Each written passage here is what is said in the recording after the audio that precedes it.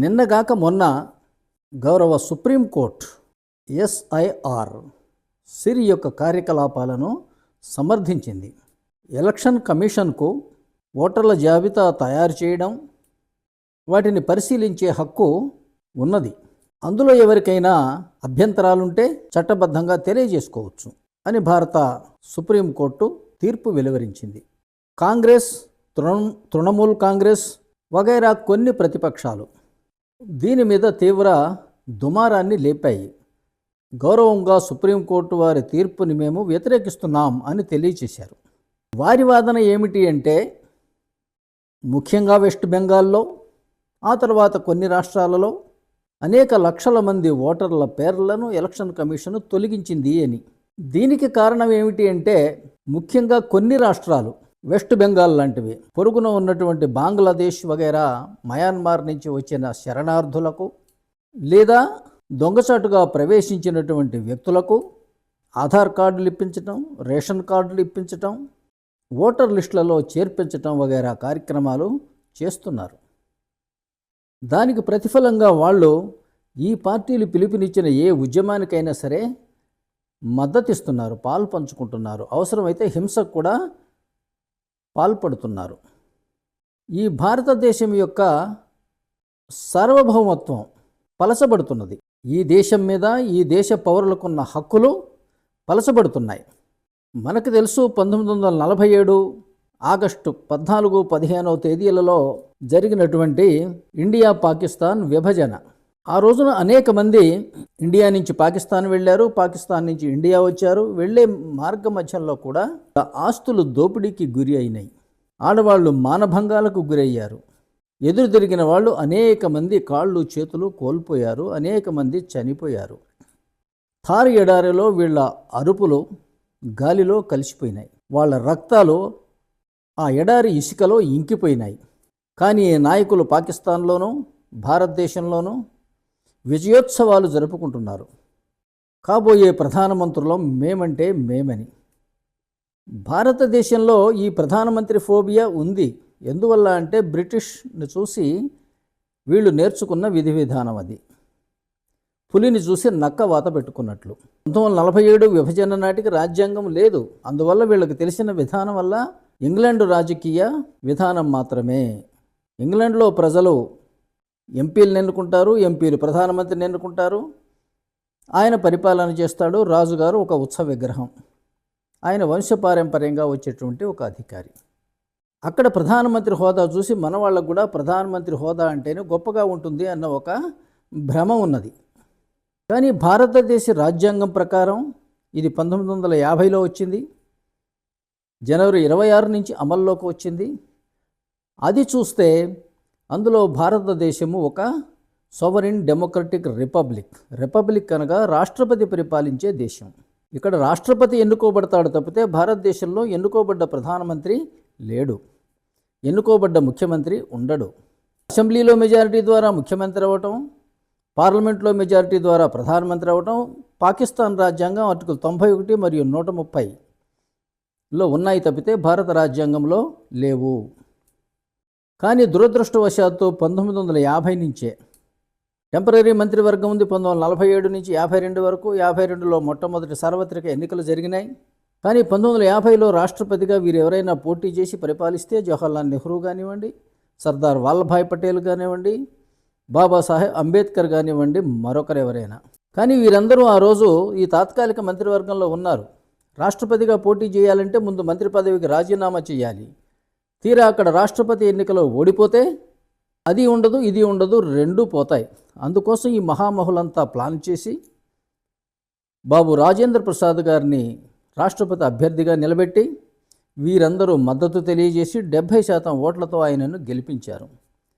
ఆ కృతజ్ఞతతో ఆ మహానుభావుడు రాష్ట్రపతి భవన్లో కూర్చొని ప్రధానమంత్రి ఏది పంపితే అది సంతకం పెట్టి స్టాంపు వేసి రాష్ట్రపతి అంటే రబ్బర్ స్టాంప్ అన్న బిరుదు సాధించుకున్నాడు.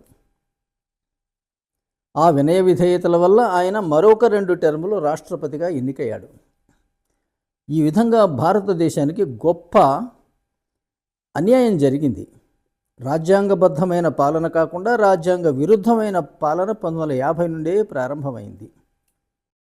లోక్సభలో మెజారిటీ ఉన్నవాడు ప్రధానమంత్రి అయినట్టే, అసెంబ్లీల్లో మెజారిటీ ఉన్నవాడు ముఖ్యమంత్రి కూడా అవ్వటం ప్రారంభించాడు.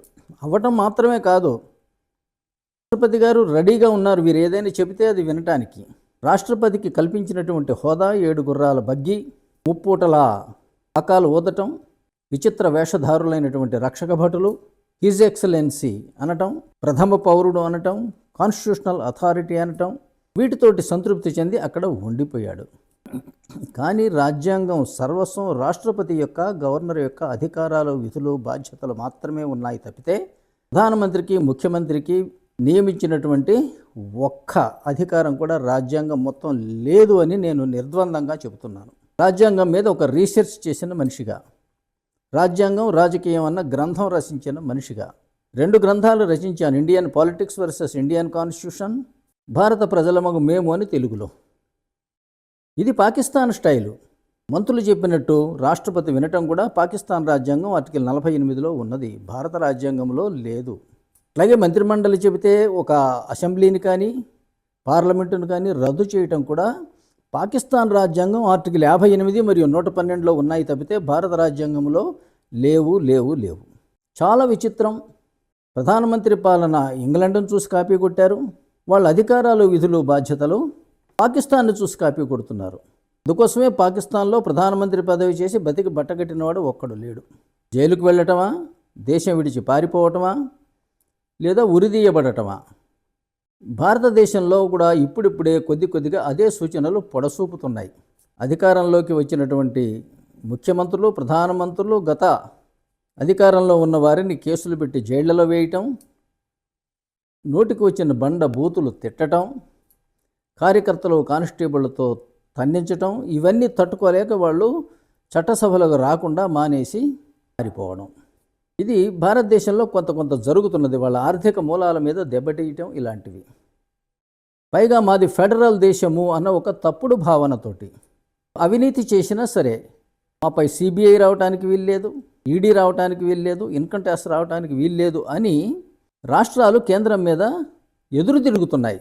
విచారించడానికి వచ్చినటువంటి ఈడీ అధికారులను తమ రాష్ట్రం చేరుకోగానే రాష్ట్ర పోలీసులు అరెస్టు చేస్తున్నారు. ఏమి విడ్డూరం ఇది! వాస్తవానికి ప్రభుత్వాధికారులు అందరూ కూడా ఎగ్జిక్యూటివ్ ఇన్ పబ్లిక్ సర్వీస్. వాళ్ళు రాష్ట్రపతి మరియు గవర్నర్ల కింద పనిచేస్తారు తప్పితే ముఖ్యమంత్రుల కింద కాదు. ప్రధానమంత్రి, ముఖ్యమంత్రి, రాష్ట్రపతి మరియు గవర్నర్ చేత నియమితులు.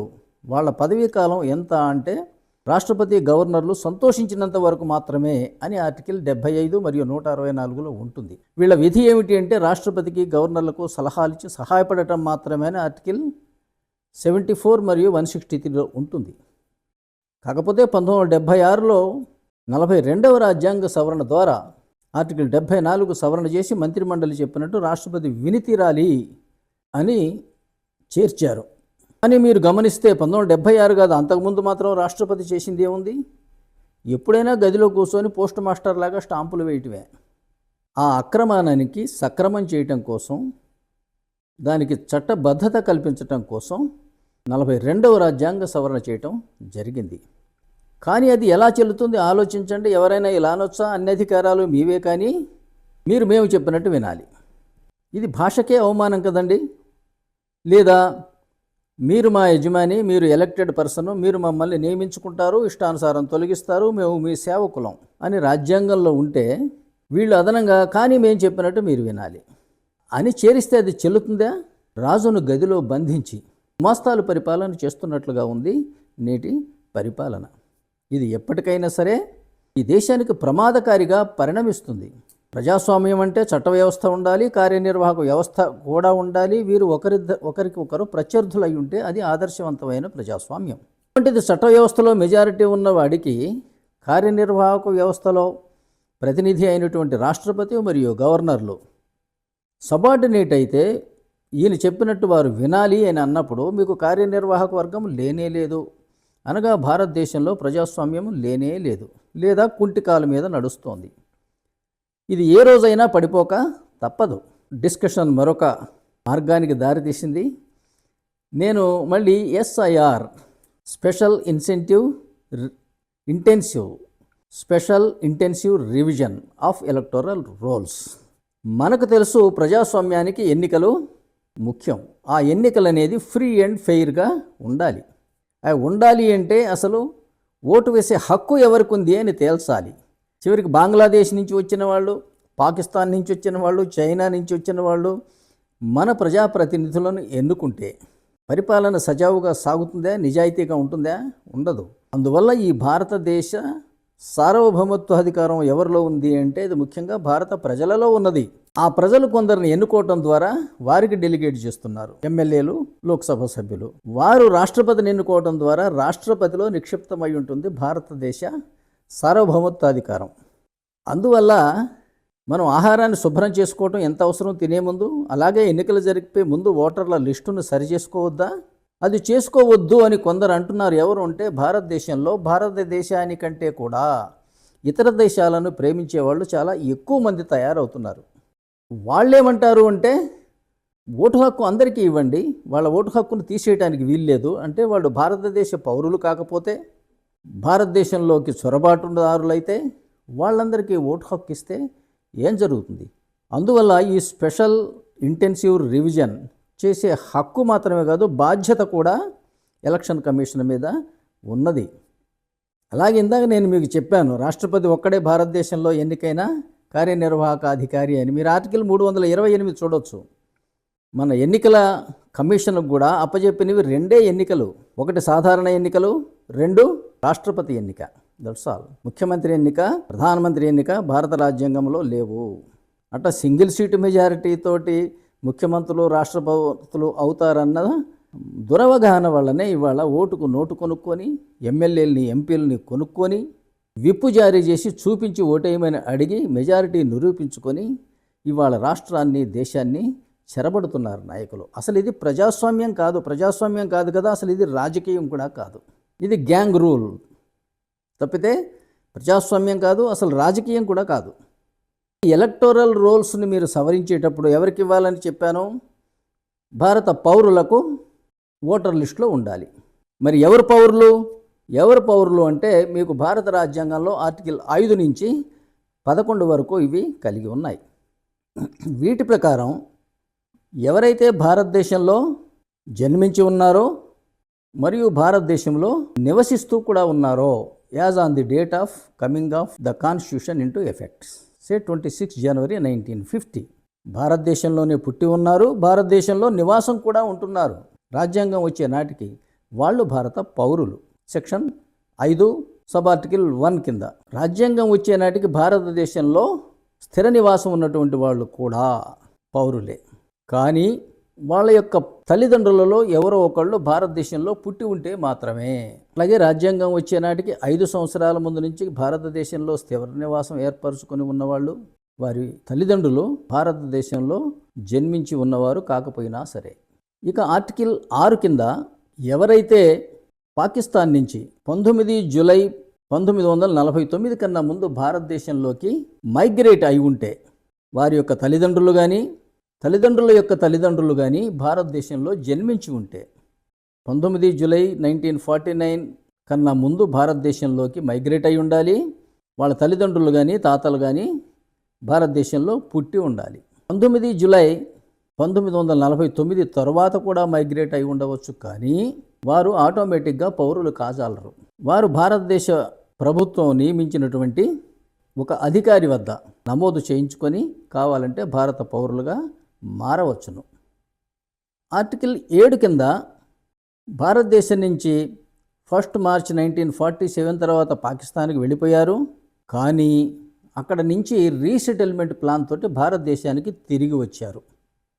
వాళ్ళు భారత ప్రభుత్వాధికారులు అనుమతించినటువంటి రీసెటిల్మెంట్ ప్లాన్తో ఇండియా గినక తిరిగి వచ్చినట్లయితే.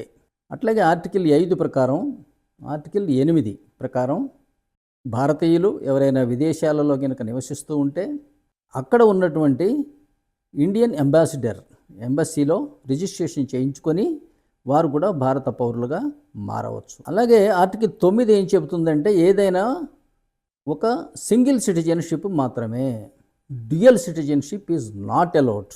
మీరు ఇతర దేశ పౌరులై ఉంటే భారతదేశంలో పౌరసత్వము రాదు. ఇతర దేశాల పౌరసత్వం మీరు పొందారు అంటే భారతదేశంలో మీరు పౌరులు కారు. ఈ పౌరసత్వ చట్టాలన్నీ కూడా పార్లమెంటు చేసే చట్టాలకు సవరణలకు లోబడి ఉంటాయి అని ఆర్టికల్ 11 తెలియజేస్తున్నది. ఇప్పుడు ఆలోచించండి, ఎన్నికల కోసం ఎలక్టోరల్ రోల్స్ని రివైజ్ చేయవలసిన అవసరం ఉన్నదా లేదా? ఉన్నది. అర్హులు కాని వారిని తొలగించక తప్పదు. కొన్ని రాష్ట్ర ప్రభుత్వాలు అదే పనిగా విదేశీయులను తీసుకుని వచ్చి వారికి అన్ని విధాలుగా ఐడి కార్డులు ఇప్పించి ఓటర్లుగా చేర్పించడం వల్ల నిజంగానే అనేక మందిని ఈరోజు తొలగించవలసిన అవసరం వస్తున్నది. లేదు, మేము పౌరులము, మాకు ఓటేసే హక్కు ఉంది, మాకు ఓటు హక్కు ఉండవలసిందే అంటే వారు అభ్యంతరాలు తెలియజేయవచ్చు, అవసరమైతే న్యాయస్థానాలను ఆశ్రయించవచ్చు. అంతే తప్ప ఒక రాజ్యాంగ వ్యవస్థ అయినటువంటి ఎన్నికల కమిషన్ను వాళ్ళ విధి నిర్వహణలో అడ్డుకోవడం అనేది తప్పు అనేది నా భావన. మీకు మరొక ముఖ్యమైన విషయం చెప్తాను. భారత రాజ్యాంగం ప్రకారం ప్రతి 10 సంవత్సరములకు ఒకసారి జనగణన జరగాలి. వాటి మీద ఆధారపడి మాత్రమే ఎన్నికలు జరగాలి. ఆ విధంగా మీకు 1951లో మొట్టమొదటిసారి జనగణన జరిగింది. వాటి ఆధారంగా 1952లో మొట్టమొదటి సాధారణ ఎన్నికలు జరిగినాయి. కానీ దురదృష్టవశాత్తు దీనిని అర్థం చేసుకోకుండా సుమారు 2000 సంవత్సరం నుంచి ఈనాటి వరకు జనగణన చేయకుండా, ఆ జనగణన 10 సంవత్సరాలకు ఒకసారి చేసేది ఎందుకు అంటే రాష్ట్రాల పునర్విభజన చేయాలి, సీట్ల సర్దుబాటు కూడా చేయాలి. ఈ మధ్య డీలిమిటేషన్ అంటే సీట్లు పెంచటం అని అనుకుంటున్నారు. అంతకు మించిన అజ్ఞానం మరొకటి లేదు. రాష్ట్రాల పునర్విభజన ఎందుకోసము అంటేనేమో మీకు ఆర్టికల్ 55, 81, 170 ఏం తెలియజేస్తాయంటే ప్రతి రాష్ట్రంలోనూ వీలైనంత వరకు సమాన సంఖ్యలో జనాభా, సమాన సంఖ్యలో ఎమ్మెల్యేలు, సమాన సంఖ్యలో ఎంపీలు ఉండాలి. వారు ప్రాతినిధ్యం వహిస్తున్నటువంటి జనసంఖ్య దేశవ్యాప్తంగా ఇంచుమించు సరిసమానంగా ఉండవలే అని ఆర్టికల్ 81 మరియు 170 తెలియజేస్తున్నాయి. ప్రతి 10 సంవత్సరములకు ఒకసారి జనగణన చేసేది ఎందుకు? ప్రతి 10 సంవత్సరములకు ఒకసారి రాష్ట్ర పునర్విభజన జరగాలి, సీట్ల సర్దుబాటు కూడా జరగాలి. అందుకోసమే రాష్ట్రాల పునర్విభజన చేసే ప్రక్రియను మరింత సులువుగా చేసింది రాజ్యాంగం. ఆర్టికల్ 3 కింద రాష్ట్రాల విభజన, హద్దుల మార్పు, పేర్ల మార్పు, వాటి యొక్క హోదాల మార్పు ఇవన్నీ కూడా రాష్ట్రపతితో కూడిన పార్లమెంటుకు అధికారం ఇచ్చివేసింది. ఆర్టికల్ 4లో చెబుతారు కదా అంటే అలా చేసేవి ఏవి కూడా రాజ్యాంగ సవరణల క్రిందికి రావు. ఎందుకంటే రాజ్యాంగ సవరణ క్రిందికి వస్తే ఉభయ సభలలో 3/2 మెజారిటీ కావాలి. అది కొంత కష్టతరం అవ్వచ్చు. ఇది ప్రతి 10 సంవత్సరములకు ఒకసారి జరిగే సాధారణ ప్రక్రియ కాబట్టే ఇది రాజ్యాంగ సవరణ క్రిందికి రాదు అని చెప్పడం జరిగింది. కానీ దురదృష్టవశాత్తు భారతీయ వ్యవస్థలన్నీ భారత రాజ్యాంగాన్ని సంపూర్ణంగా అపార్థం చేసుకున్నాయి లేదా తప్పుదోవ పట్టిస్తున్నాయి. భారతదేశంలో రాజ్యాంగం కాదు, రాజ్యాంగ అజ్ఞానం రాజ్యం ఏలుతున్నది. ఆ కారణంగానే ఈరోజు మనం చూస్తున్నటువంటి సామాజిక, ఆర్థిక, రాజకీయ అల్లర్లు, అంతులేని పేదరికం, ఉగ్రవాదం, తీవ్రవాదం, దీన్ని ఇప్పటికైనా సరే అరికట్టవలసిన అవసరం ఉంది. ఇప్పుడు నేను మీకు చెప్పాను జనాభా ప్రాతిపదికన రాష్ట్ర విభజన జరగాలి అని. అంటే అర్థం భాషా ప్రయుక్త రాష్ట్రాల విభజన తప్పు అని అర్థం చేసుకోండి. అలాగే యూపీ లాంటి కొన్ని రాష్ట్రాలలో 22 కోట్ల మంది జనాభా, హిమాచల్ ప్రదేశ్ వంటి చోట 1 కోటి మంది జనాభా ఉండే విధంగా అసమాన రాష్ట్రాల విభజన కూడా రాజ్యాంగ విరుద్ధం. చిన్న రాష్ట్రాలు నిర్లక్ష్యానికి గురవుతాయి, పెద్ద రాష్ట్రాలు పెత్తనం చెలాయిస్తాయి. ఈ కనీస పరిజ్ఞానం లేకుండా ఇవాళ భారతదేశంలో జనగణనలు, కులగణనలు, ఎన్నికలు, రాష్ట్రాల విభజన, పునర్విభజన చోటు చేసుకుంటున్నాయి. దయచేసి అర్థం చేసుకోండి. ఇలాంటి వీడియోలను మీరు షేర్ చేయండి, వీటి మీద కామెంట్ చేయండి. మీ విలువైన కామెంట్స్కి నేను సమాధానాలు ఇచ్చే ప్రయత్నం కూడా చేస్తాను. ఈ ఛానల్ని షేర్ చేయండి. నేను ఇలా సమకాలీన వివాదాస్పద విషయాలను చర్చిస్తూనే రాజ్యాంగంలోని ప్రతి ఒక్క అధికరణం మీద ఎక్కడెక్కడైతే అవి దురుపయోగానికి, దురవగాహనకి, దుర్వినియోగానికి గురైనాయో వాటిని హైలైట్ చేస్తూ సంపూర్ణ రాజ్యాంగాన్ని మీ ముందుకి తీసుకొస్తాను. నిన్న మనం ఆర్టికల్ 48లో ఉన్నటువంటి గోవధ నిషేధాన్ని గురించి చర్చించుకున్నాం. ఈ రోజున ఇదొక సమకాలీన వివాదాస్పద అంశం కాబట్టి SIR సిర్ మీద మనం చర్చించుకుంటున్నాం. Thank you for watching this video. Thank you very much.